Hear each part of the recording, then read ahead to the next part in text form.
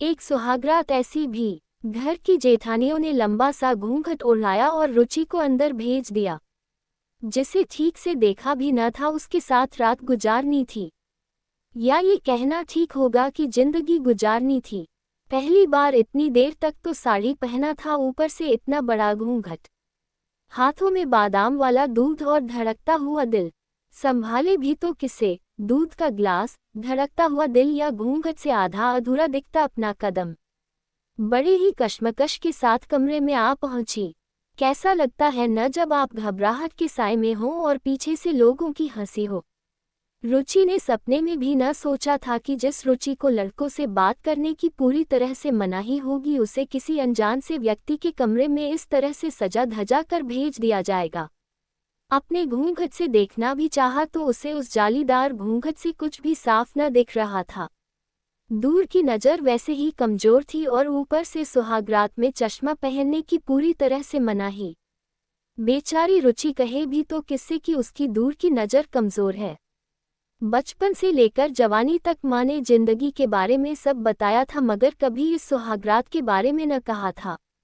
अभी उम्र ही क्या थी, महज 21 वर्ष। जब तक कुछ समझ पाती तब तक घर के लिए रुचि बोझ बन चुकी थी। माँ बाप कम पढ़े लिखे थे, इसलिए घर वालों के दबाव में आकर रुचि की शादी कर दिए। रुचि ने सुना था कि लड़का देखने में अच्छा है और काफ़ी चतुर भी, बस कभी मिलने न दिया गया। मिलना तो दूर देखने भी न दिया गया। एक बार लड़के ने कहा भी था घर वालों से, मगर हमारे यहाँ ये दस्तूर नहीं है, ये कहकर इस बात को वहीं खत्म कर दिया गया। हाँ, फोटो आई थी रुचि के हाथ, बस उसी में देखा था उसे। रंग गोरा, चेहरे पे काला चश्मा और नाक पर छोटी सी तिल। शायद किसी पहाड़ी पर खिंचाई हुई फोटो थी। रुचि को उसके माँ ने देखने को दिया था, मगर रुचि ने उसे वापस से माँ को न लौटाया था और उसे अपने मनोविज्ञान की किताब के बीचों बीच रख लिया था। अभी अभी शादी लगी ही तो थी, मात्र 3 महीने पहले। पहले तो कहा गया कि सगाई तिलक सब होगा, फिर बड़े बाबा ने कहा कि सीधे शादी होगी। उनके घर में कोई भी उनकी बात नहीं काटता था।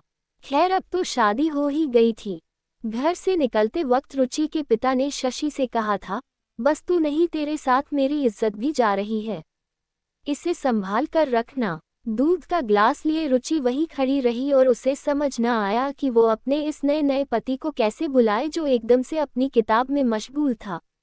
मशगूल भी ऐसा कि उसे अपनी नई दुल्हन के पायल की आवाज़ तक न आई। जब रुचि को समझ न आया तो अपने ही पैरों को 2-3 बार फर्श पर थपकाती है, जिससे पायल की झनक से राहुल की नज़र रुचि पर पड़ती है। राहुल किताब को पलंग के सिरहाने पर रख वहां से उठता है। रुचि के हाथों में दूध का ग्लास देख उसे अपने हाथों में लेकर उसे पास पड़े टेबल पर रखता है। रुचि को इतने बड़े घूंघट में देख एक बार उसे थोड़ी सी हंसी आती है, फिर कहता है, कुछ देख भी रहा है अंदर से?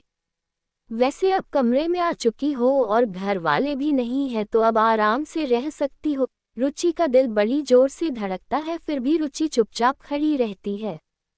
राहुल ने जब देखा कि रुचि कुछ भी नहीं कह रही, तब वही खड़े खड़े खुद ही रुचि का घूंघट उठाने लगता है।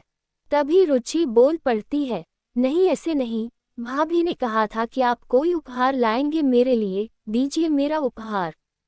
राहुल को रुचि की नादानी पर बड़ी तेज हंसी आती है और कहता है, अगर न दिया तो क्या पूरी रात ऐसे ही खड़ी रहोगी? उद्धरण चिन्ह dot dot dot dot dot dot. अरे ये वाली बात तो भाभी ने बताया ही नहीं कि उपहार न मिला तो रात भर खड़ा रहना पड़ेगा। देखिए, एक तो पहली बार इतनी देर तक साड़ी पहनी हूँ और आप कह रहे हैं पूरी रात। मैं तो सोचकर ही मरी जा रही हूँ। रुचि की इस बात पर राहुल तेजी से हंसते हुए अपने जेब से एक छोटी सी डिब्बी निकलता है और उसे रुचि को देता है। रुचि उपहार पाते ही खुद ही अपने घूंघट को ऊपर उठा लेती है और एक चैन भरी सांस लेती है। ओह, कितना मुश्किल होता है ये घूंघट। माँ ने कहा था कि घूंघट सर से उतरने न पाए। आंखें नीचे किए हुए, एक बात पूछूं, क्या मुझे हर समय घूंघट में रहना पड़ेगा माँ की तरह? वही तो बताने जा रहा था कि हमारे यहाँ घूंघट का कोई भी रिवाज नहीं है, इसलिए आराम से रहना, हाँ शर्म आंखों में और सम्मान दिल में रखना। बाकी यहाँ किसी तरह की कोई रोक टोक नहीं है। चलो बैठो, कुछ बातें कर लेते हैं। कहाँ बैठोगी, पलंग पर या सोफे पर? रुचि ने कहा, सोफे पर ठीक होगा। पहले संकोच खत्म करो वरना हम दोनों में कोई बात न होगी। मैं पति हूँ तुम्हारा, अब मैं ही तुम्हारा दोस्त हूँ, सखा हूँ और परछाई भी। तुम्हें कभी भी किसी भी तरह की कोई भी आवश्यकता पड़े तो मेरे पास आना, मैं सदैव तुम्हारे लिए मौजूद रहूंगा। बाकी चलो कुछ अपने बीते जीवन की बातें करते हैं और एक दूसरे को जान लेते हैं। दोनों सोफे पर बैठ अपने स्कूल फिर कॉलेज की बातें करते रहे। राहुल बचपन से कॉन्वेंट स्कूल में पढ़ा था, इसलिए उसे लड़कियों से बात करना अच्छे से आता था। उस पता था कि वो उसकी जिंदगी की पहली रात है जहां से उसकी जिंदगी अब दूसरे राह पर चल पड़ेगी। अब वो अकेला नहीं था, उसके साथ कोई और भी था जो उसके साथ कदम से कदम मिलाकर चलेगा। रात बीतते बीतते शशि और राहुल काफी अच्छे दोस्त बन चुके थे और कुछ इस तरह से बीती उनकी सुहागरात। आशा करता हूँ आप सभी को मेरी ये रचना पसंद आई होगी। ऐसे ही बहुत सारी सुहागरात पर लिखी रचनाओं के साथ फिर मिलेंगे।